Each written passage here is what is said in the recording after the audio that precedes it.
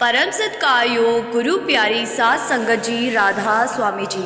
संगत जी, आज हम आपके साथ कुछ बहुत ही ज़रूरी बातें साझा करने जा रहे हैं जी। सबसे पहले सोलन से एक महत्वपूर्ण सूचना आई है जी, जिसे हम आप तक पहुंचाना चाहते हैं जी। साथ ही डेरा ब्यास में हाल ही में जो हुआ है उसका जिक्र भी किया जाएगा जी। और फिर एक बहुत ही खास बात, जब भारत और पाकिस्तान के बीच युद्ध की स्थिति बनी थी और पाकिस्तान ने अचानक हमला किया था, तब उस रात डेरा ब्यास में बाबा जी ने जो कुछ भी किया वो भी आज आपके साथ साझा करेंगे जी। सबसे पहले बात करते हैं सोलन सत्संग घर की जी।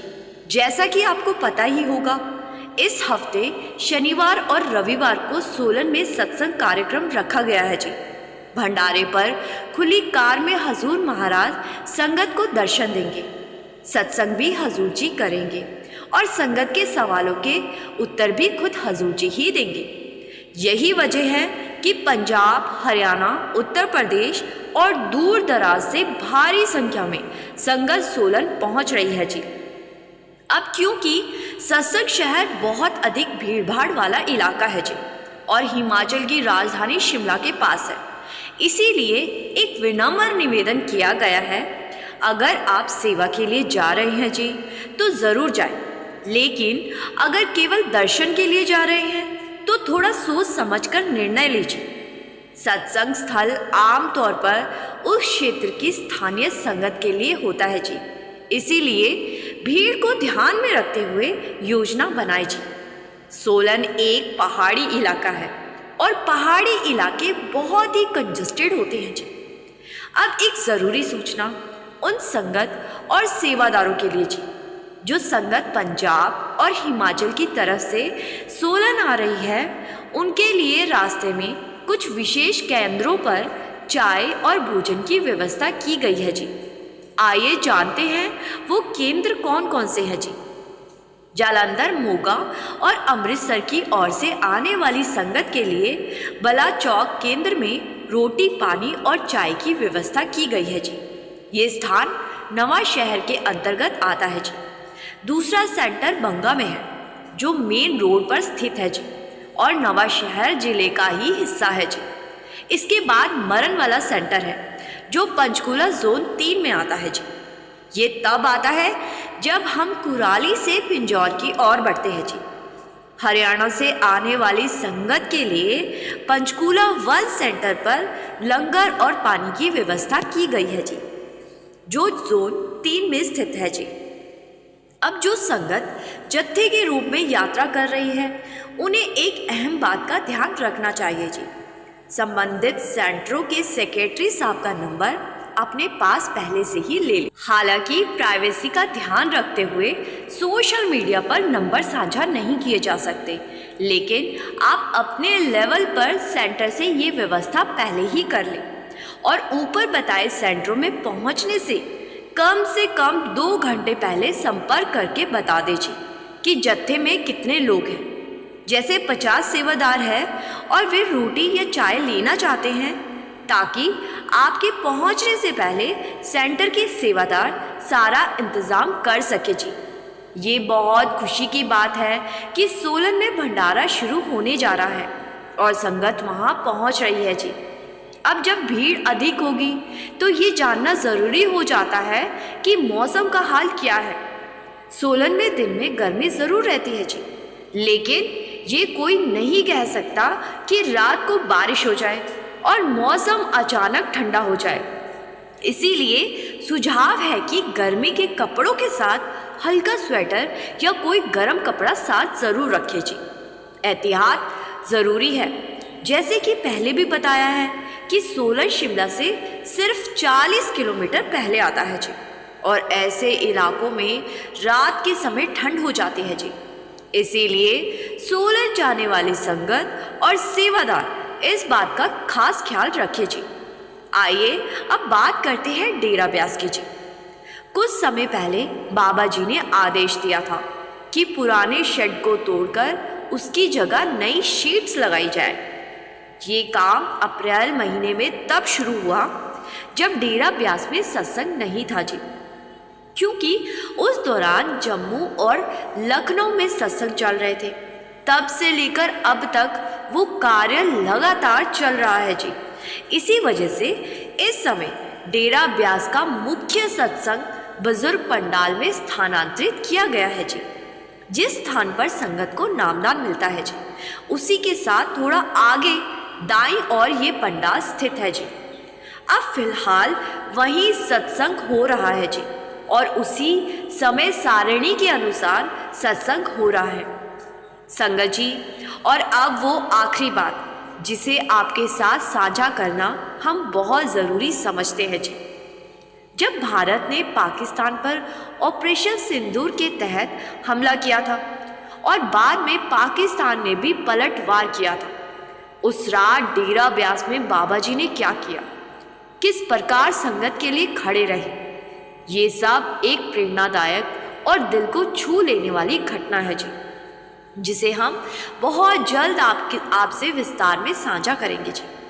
अगर आज हम चैन से सत्संग सुन पा रहे हैं, शांति से जिंदगी जी रहे हैं, तो उसकी एक बड़ी वजह हमारे सद्गुरु भी है जी। मैं हर रोज़ हाथ जोड़कर यही प्रार्थना करती हूँ कि ये सब सिर्फ और सिर्फ बाबा जी की दया और कृपा से मुमकिन है जी। उस दिन भी मैंने यही अरदास की थी कि शायद उस रात बाबा जी ने एक पल भी नींद नहीं ली होगी। वे सारी रात अपनी जिम्मेदारी पर डटे रहे जी।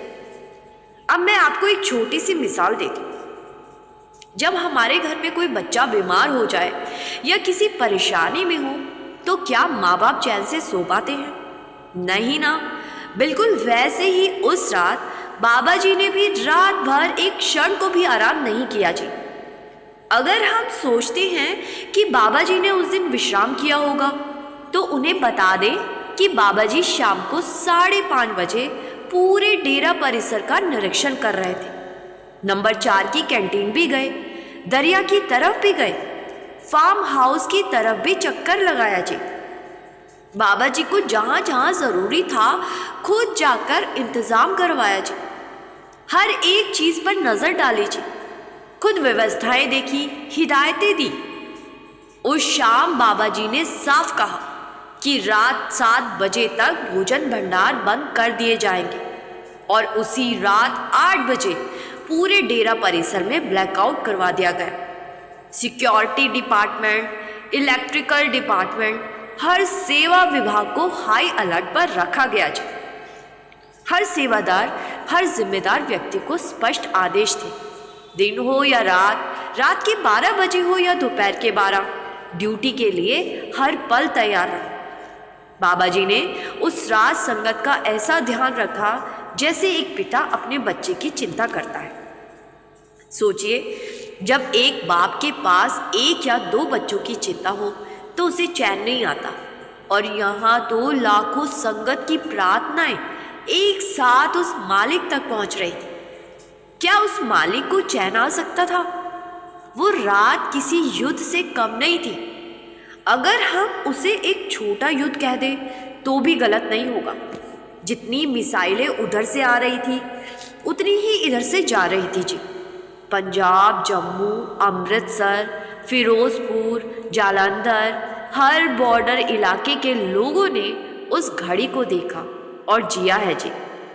हाँ, हो सकता है हरियाणा या दिल्ली वालों को ये ज़्यादा महसूस ना हुआ हो, लेकिन जो लोग जम्मू, श्रीनगर, राजस्थान, गुजरात, पंजाब जैसे सीमावर्ती क्षेत्रों में रहते हैं, वे जानते हैं कि उस वक्त की घड़ियाँ कितनी भयानक थी।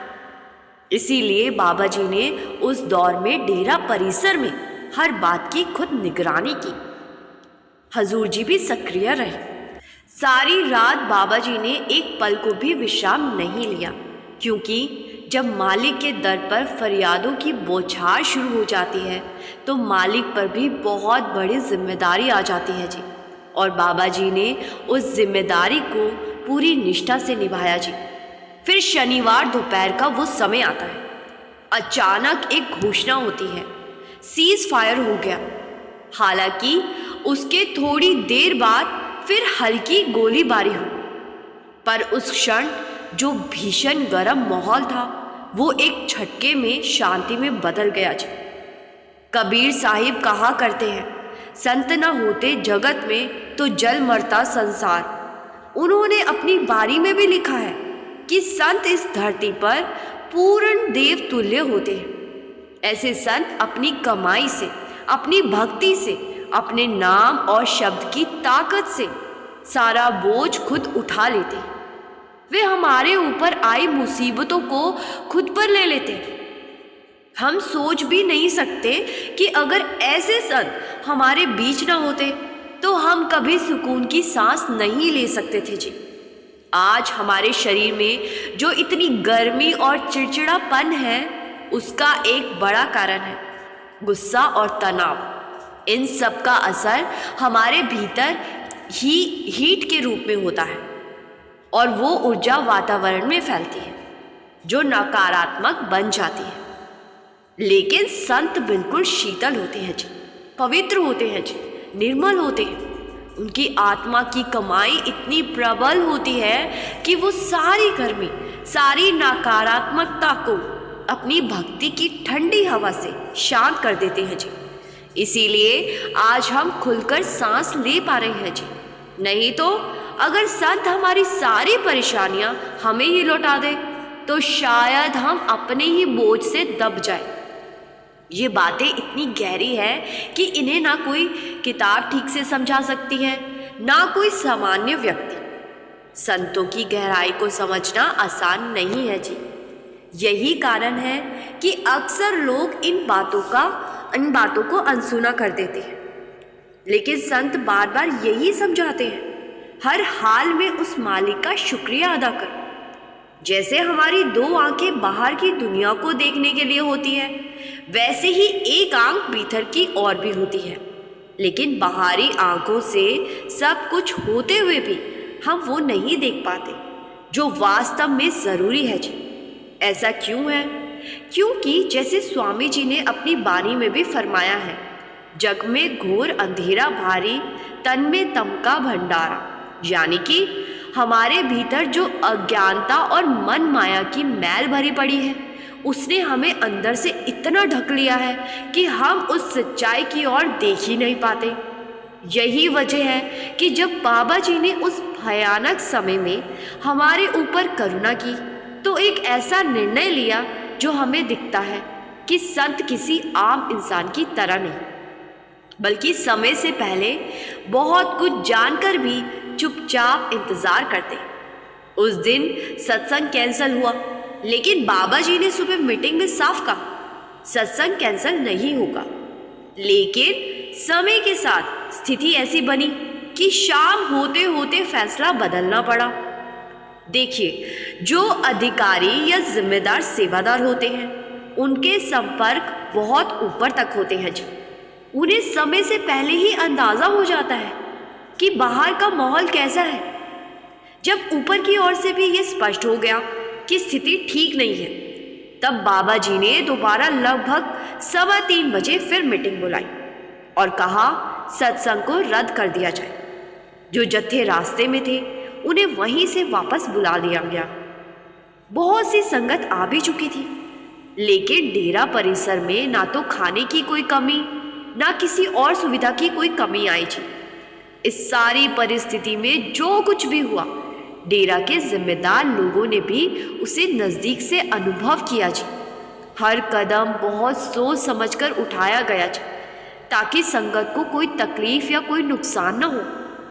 बाबा जी ने सारा बोझ अपने ऊपर ले लिया जी, जैसे माता पिता करते हैं। क्या आपने कभी देखा है कि माता पिता जब अपने बच्चों के लिए कोई बलिदान करते हैं तो वो कभी उन्हें जताते नहीं हैं, वो चुपचाप कर देते हैं और बच्चे भी समझते हैं कि ये तो माँ बाप का फ़र्ज़ है। लेकिन असल में माता पिता जो कुछ अपने बच्चों के लिए करते हैं उसका कोई हिसाब ही नहीं लगाया जा सकता, और ना ही हम अपने माँ बाप की करनी का हिसाब कभी चुका सकते हैं। संत भी कुछ ऐसे ही करते हैं जी। जब वो अपने ऊपर किसी मुश्किल को ले लेते हैं, किसी संकट को अपने सिर ले लेते हैं, तो हमें कुछ पता नहीं चलता जी। और अगर कभी हम ये जान भी जाएं तो हम उसका मूल्य चुकाने के काबिल ही नहीं है जी। उनकी करुणा इतनी गहरी होती है कि हम उसका सिर झुकाकर ही धन्यवाद कर सकते हैं जी। हमारी रोज़मर्रा की ज़िंदगी में कभी व्यापार में संकट आता है, कभी परिवार में कोई परेशानी, तो कभी मन में कोई उलझन। तब हमारी देखभाल कौन करता है? वही सद्गुरु, जो हर वक्त हमारी संभाल में लगे होते हैं जी। अगर सद्गुरु की कृपा ना हो तो हम तो पता नहीं किस किस के सामने हाथ फैला रहे होते। आज के इस संसार में अगर किसी एक चीज़ का सबसे बड़ा महत्व है तो वो है शुक्रगुजारी।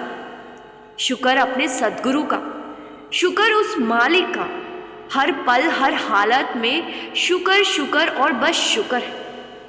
संगत जी, अब हम इस वीडियो को यहीं विराम देते हैं जी।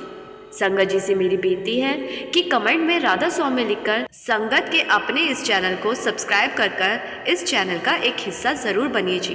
गुरु प्यारी साध संगत जी, राधा स्वामी जी।